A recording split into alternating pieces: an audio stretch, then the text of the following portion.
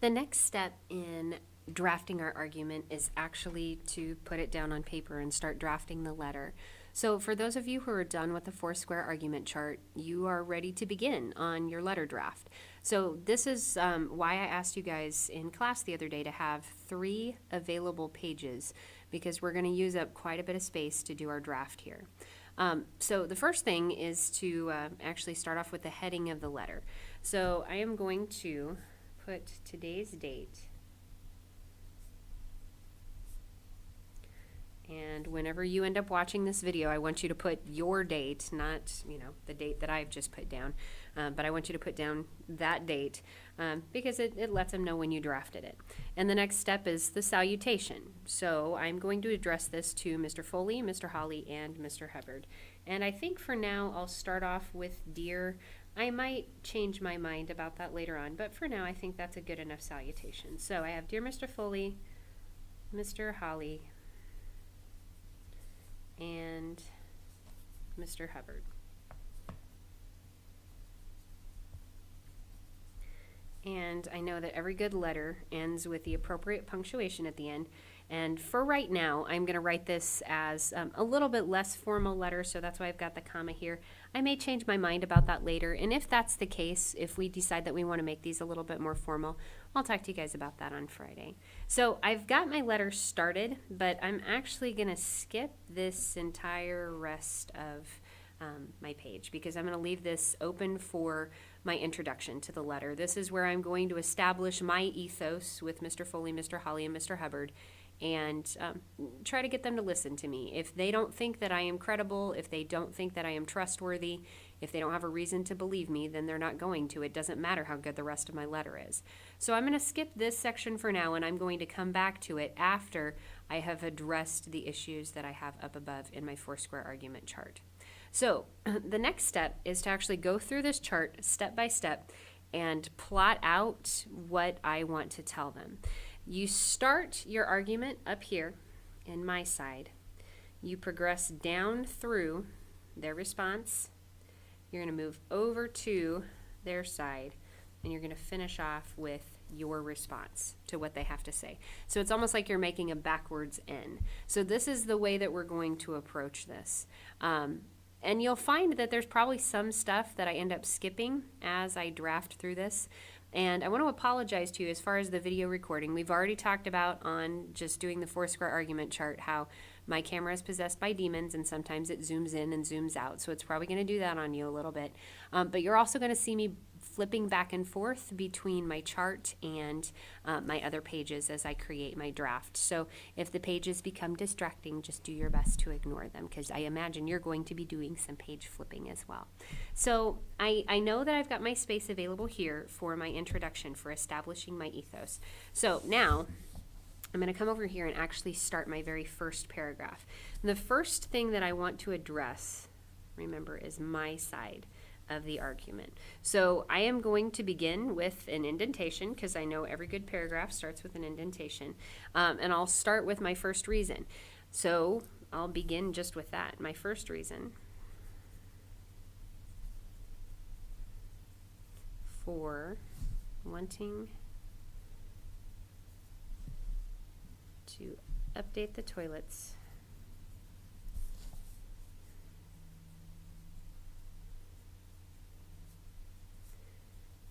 in the 7th and 8th grade restrooms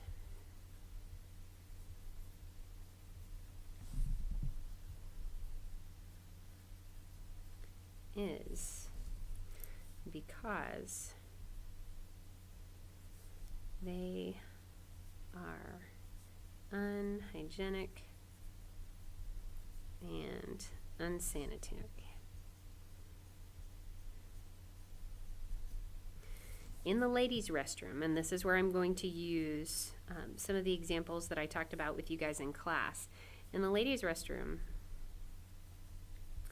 when a toilet flushes, it sprays water. And I'm trying to figure out how I want to word this. I want to know, okay, Clearly, I don't want to say pee and poo all over the place because that is definitely not the tone that I want to take with somebody in a position of authority. But I also don't know if I want to like list it out like a doctor. It sprays water, urine, and feces. I think maybe I'm going to say it sprays water and other materials for now. I don't know if that's really a good word for it, but that's the best one I've got for the time being.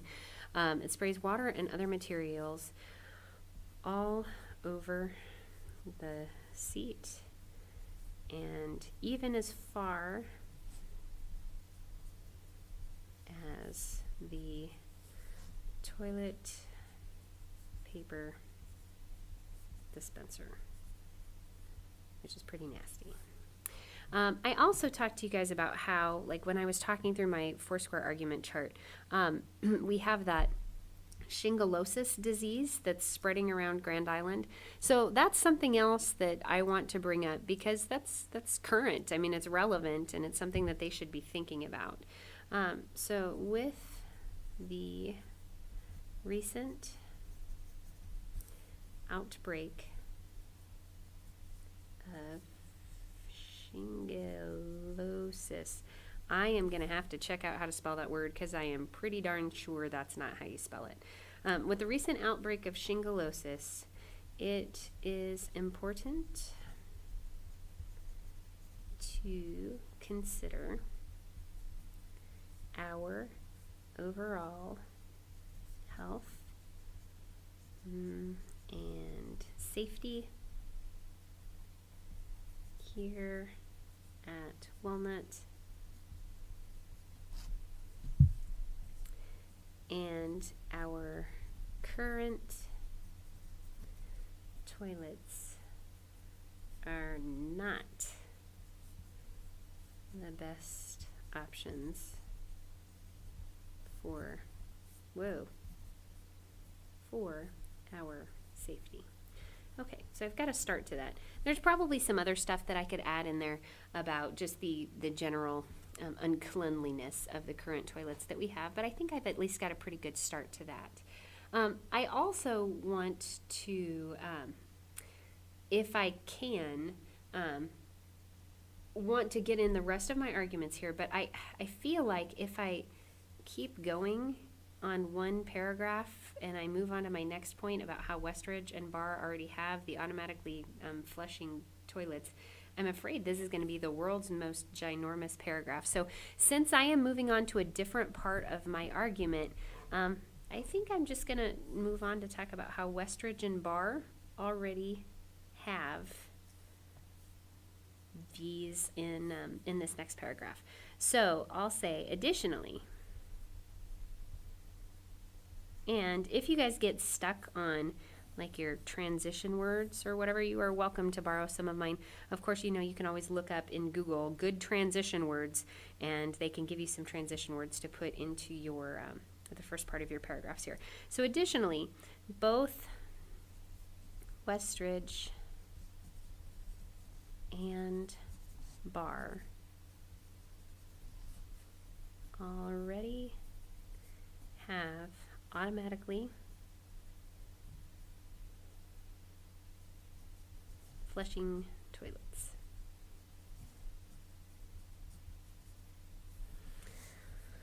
I know that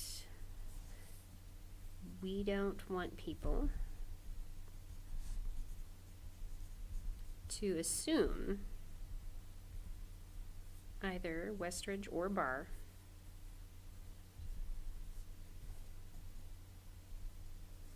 are higher quality schools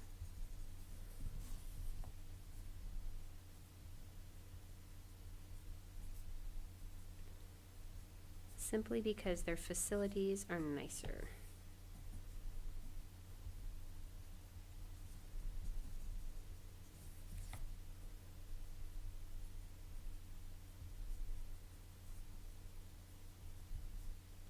So I recommend we catch up and install the automatic toilets here.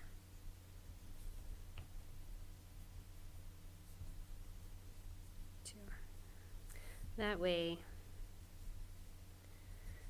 there is no unfair, unfair, that's a great word for people who have a pathos reaction to things. That way there's no unfair reaction, how about, to the way our building looks compared to the others.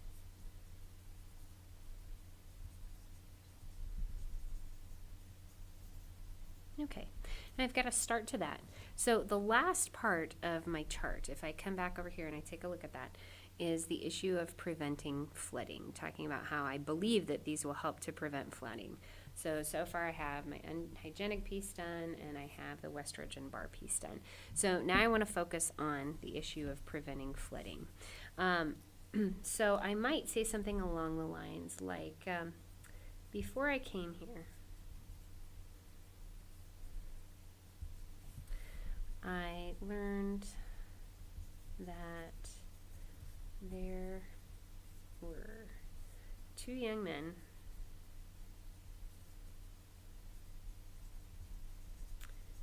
who got into trouble because they were clogging toilets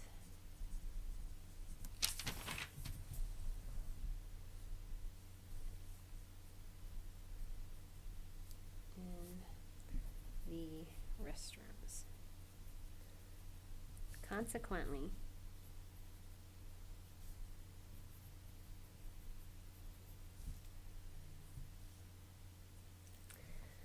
all of the locks on the stall doors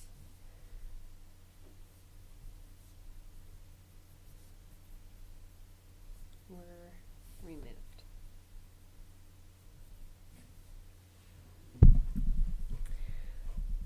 If we had automatically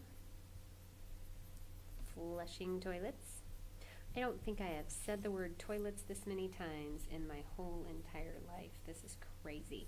If we had automatically flushing toilets, I believe that would prevent the kinds of flooding shenanigans, because I like that word and I'm not actually sure. Shenanigans.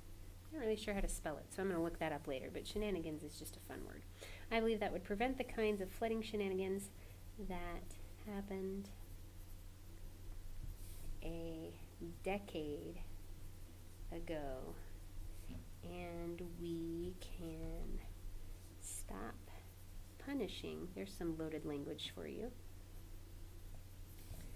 our innocent, how about some glittering generalities there, our innocent students today for the crimes of people who left here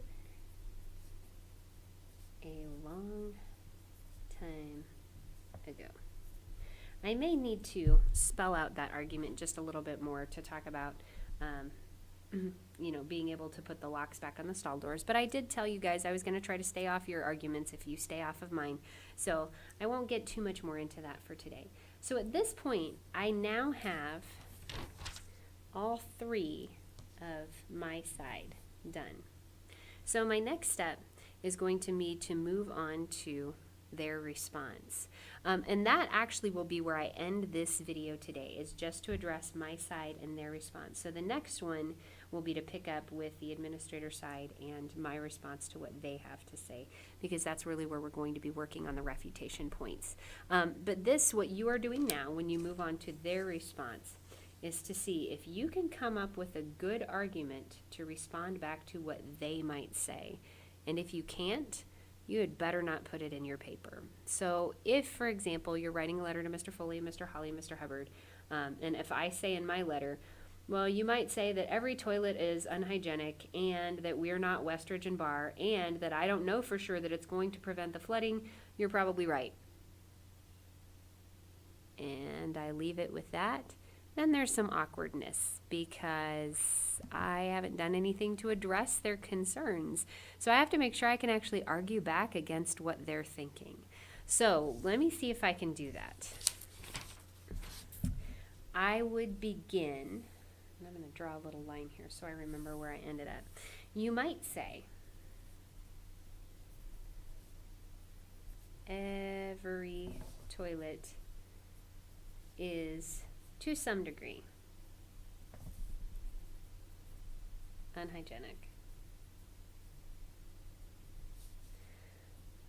But with an auto toilet, is that what they're called? I'm going to have to look that up, aren't I?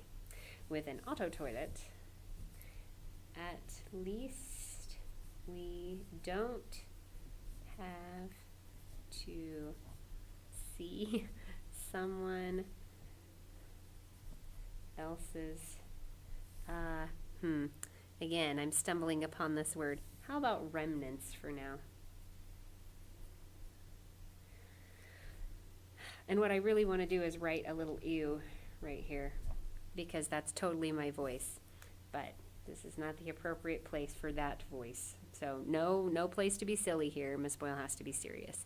You might say every toilet is, to some degree, unhygienic, but with an automatic toilet, at least we don't have to see someone else's remnants.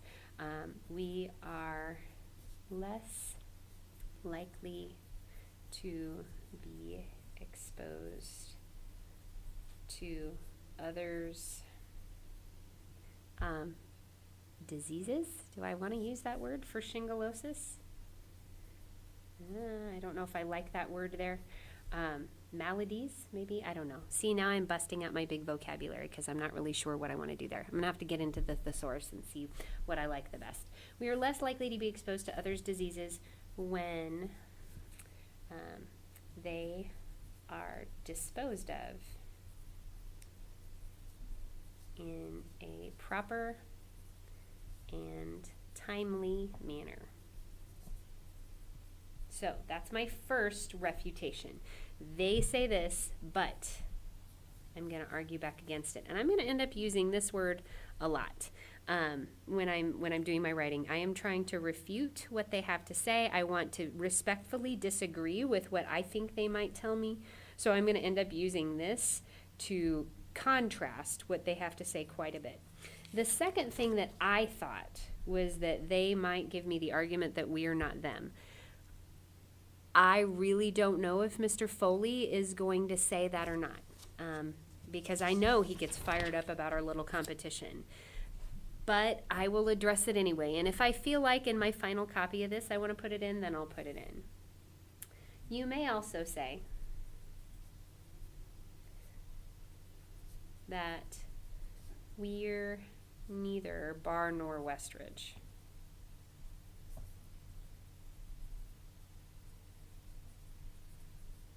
And I agree. We're better. How's that for riling up Mr. Foley? Why should we have substandard equipment when we're clearly the superior middle school?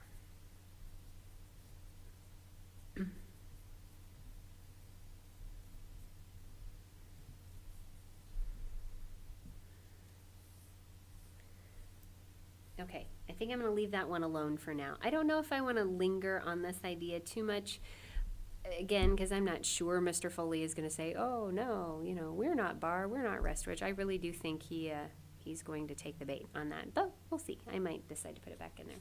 The last part then is for me to talk about this issue. I don't know that it's going to prevent flooding. That's true. And actually, I don't know that I can argue back against that. I don't know anything about toilets.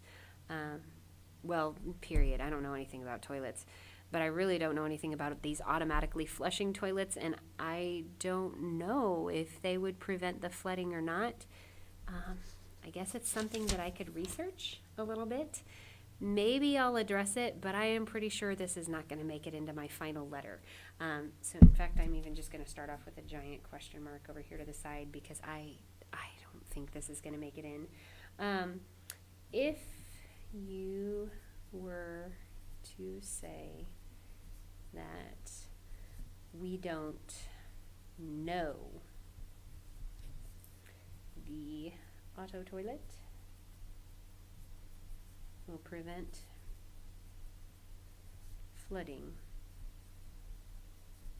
That's true, and I hate to say that because I don't want to agree with them too much.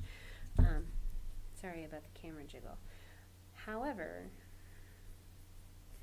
that is an easy matter to research.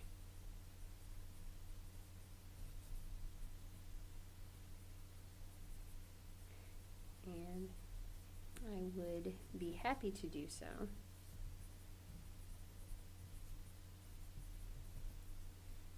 If you will consider this idea. Okay. So for now, I've got it addressed, but I don't know that that's a terribly strong refutation, so I might end up changing that a little bit later on. But for now, at least I've got the first two parts of my argument done. I have my side written, and I have what I think they will say back to me. I've addressed what I think they'll say back to me. I may not have all of this go into my final copy, but at least now I've got the ideas down, and that'll give me something to read, to share with you later on, so that you guys can give me some feedback as well, because that is one of our next steps after we get done with our draft, is to share it with other people, because we want to create the strongest argument we can, and one of the best ways to do that is to talk to other folks about it. So this is your next step. I want you to make sure that you have all of your side written down. Make sure you have all 3 points very clearly written out, and whatever you can address of their response to your argument needs to be the next part of what you do. So that's how we're going to take care of this section, and you guys can tune in later for the next side. Good luck.